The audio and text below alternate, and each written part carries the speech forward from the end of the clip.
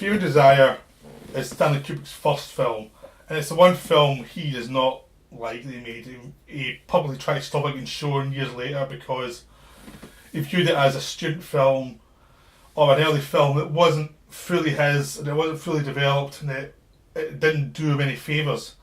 The funny thing is, when you see the film, that's true, but also you see lots of Kubrick in there that was going to develop into better stuff later. So basically, it's about these four soldiers trapped in a war, and they're behind enemy lines, and they have to try and get back over to their own side. But as they're going through this forest, they find a cabin which actually has a target they can kill, and it's should they kill this target or should they not? And I can decide inside that building, you realise the same actors who play the soldiers in the forest are playing the people they're trying to kill. So it's all about people fighting themselves and reality and madness and all that stuff. But unlike Existence, it's too described, it's too much like we're trying to make an art house film. And that's probably why Kubrick didn't like it much, because it's too obvious. It's like, yep, we're making an art house film and aren't we brilliant? It comes across as like half-baked in lots of ways because it's trying to do something that in literature might have worked, but in film it's too much, just feels too basic, and they never found a way to make the reality feel compulsive and the situation feel nightmarish in the proper way. So it's a bit lacklustre in that way, but it's also very interesting with lots of scenes because Kubrick's already a very good director. So there's scenes where they find get captive, a woman captive, and one of the soldiers go mad.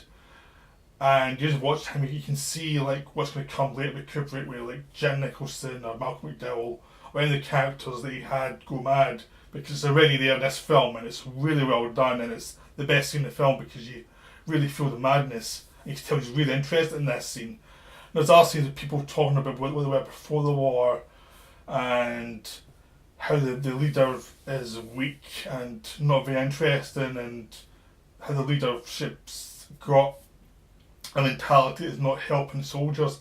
And stuff like that is overdone and it never quite clicks into the kind of nightmare scenario they're trying to do.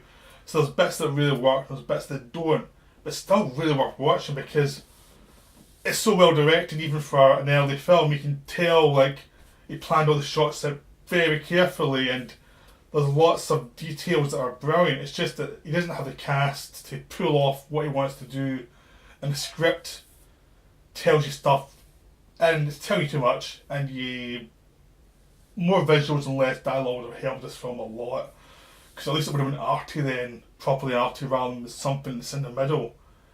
But then because it's a Kubrick film, even though it's an early one, it's still better than most directors' films. So it's still like, it makes most modern directors look bad in comparison, because it's still so good compared to lots of crap you see now. So it's definitely worth seeing because it's very well made, but it is like Kubrick's weakest film by a long way, because the script could have done with more work, but the direction's amazing.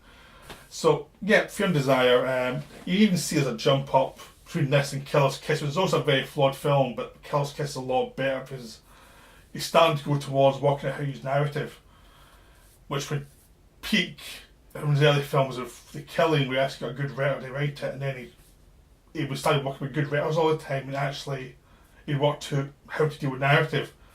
The first two films he was still a bit weak in that, but the visuals always kept him going and it showed off how good a director he was. So we've looked at three films that are all very interesting, very much of the mind, how mind's affected.